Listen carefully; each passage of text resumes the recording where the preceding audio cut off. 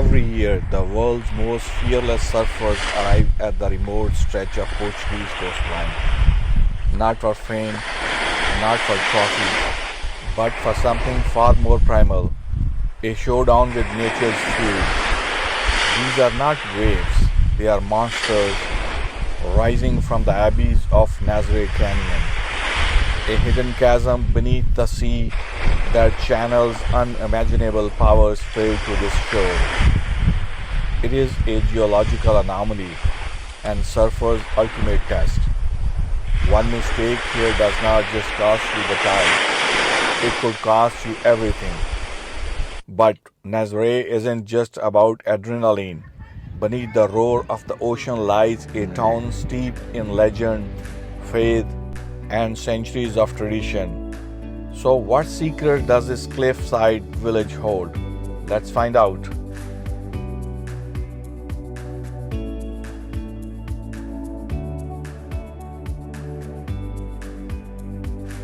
Welcome to Nazaré, Portugal, where the Atlantic does not just kiss the shore, it roars. A place where ancient legend echoes through the cliffs and every winding street whispers a story older than time. This is not just a coastal escape. It is a portal to adventure, to mystery, to a culture carved by wind and sea. With just 10,000 residents, Nazaré may seem quiet, but beneath its charm lies heartbeat that draws dreamers, daredevils, and storytellers from around the world. This is Nazaré, one of the most beloved seaside resorts on Portugal's Silver Coast.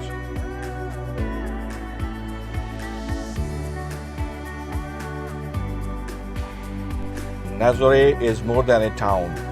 It's a living mosaic of three distinct neighborhoods, each with its own rhythm, its own soul, and its own story to tell. Praia, the heartbeat of the coast. Here the Atlantic breathes life into every moment. Fishermen still dry their catch under the sun, just as their ancestors did. Beachgoers relax in the breeze, unaware they are standing on the edge of a force that shapes legends.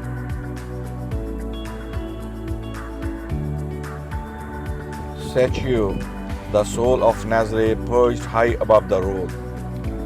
Here the wind speaks in hushed tones, brushing past ancient stone and sacred shrines.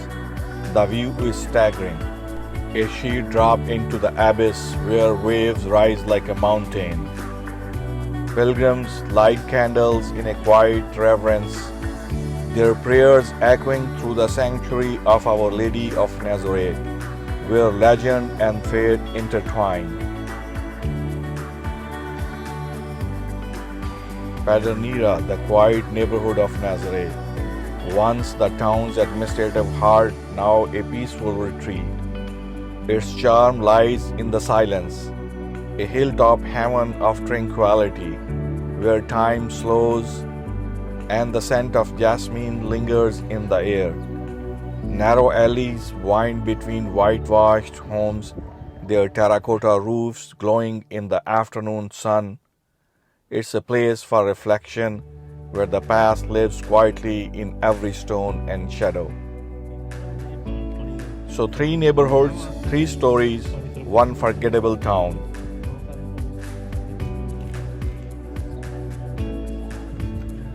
To travel between the sun-soaked sands of Praia and the wind-swept heights of Sítio, there's only one way to go. And it's not just a ride, it's a ritual. Step aboard the Nazaré Funicular, a charming cliff railway that has been climbing this rugged slope since 1889. The scent of sea spray lingers in the air as the car begins its slow, steady ascent.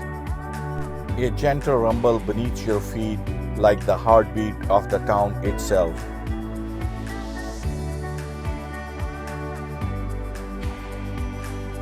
In just few minutes, you are transported not just in elevation but in time.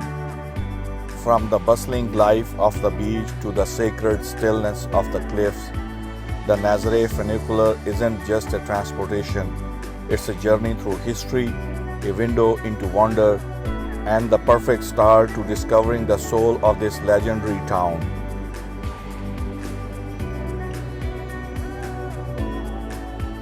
At the heart of Sítio, where the cliffs meet the sky, stands the sacred sentinel, the sanctuary of Our Lady of Nazaré, built in 1377 to honor a miracle that defied death and gravity.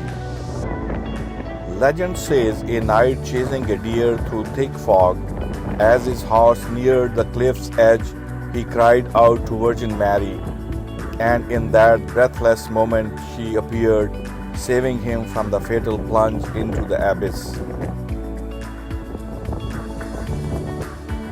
Step inside and the air shifts, the scent of wax and incense lingers, light filters through stained glass, casting kaleidoscope across baroque altars, intricate blue tiles that tell stories in silence.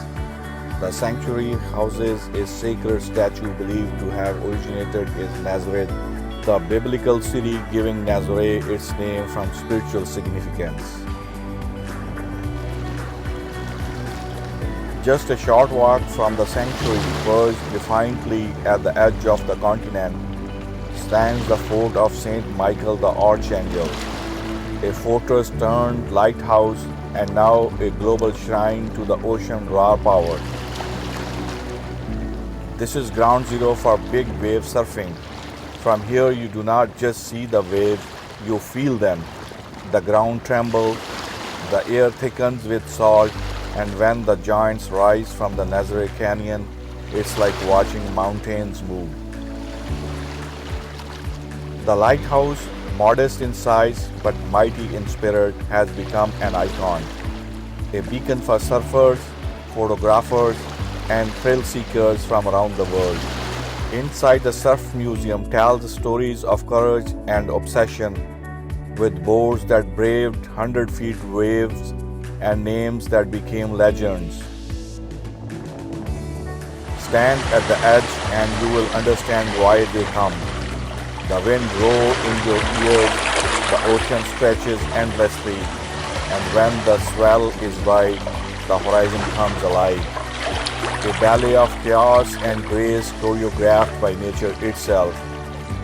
The fort of Saint Michael the Archangel isn't just a lookout, it is a front row seat to the greatest show on earth, where water becomes legend and Nazaré reveals its wild, untamed soul.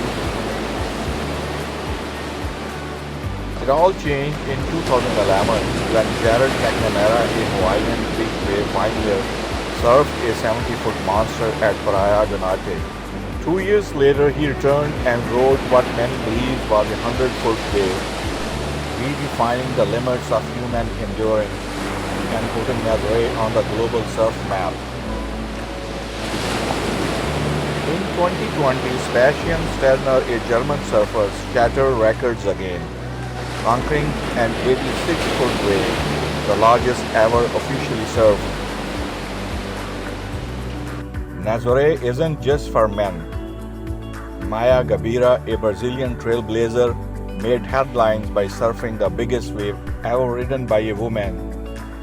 Her resilience and power turned her into a symbol of fearless determination.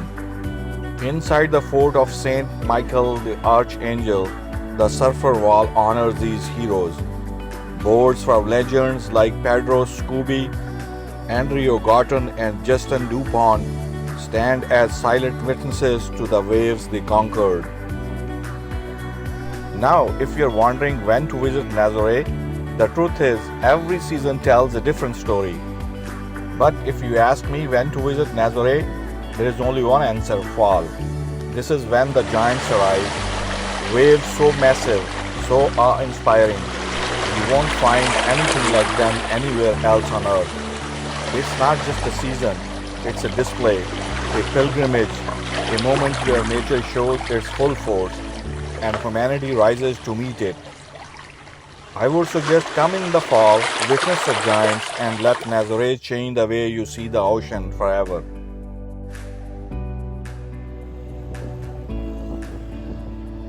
Well, before you pack your bags for Nazaré, here are a few more tips to make your journey smoother and more meaningful. Learn a few basic Portuguese phrases. Even a simple like obrigado means thank you goes a long way.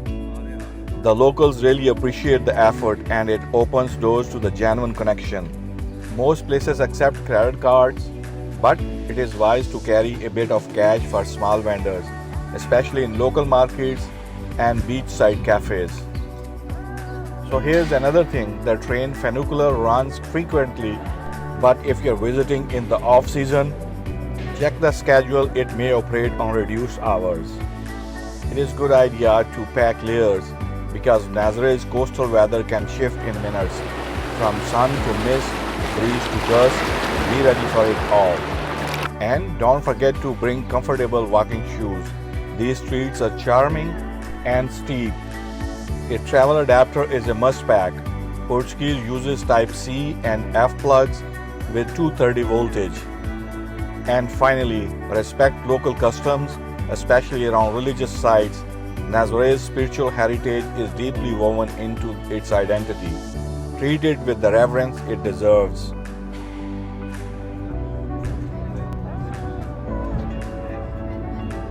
This concludes an amazing tour to Nazaré.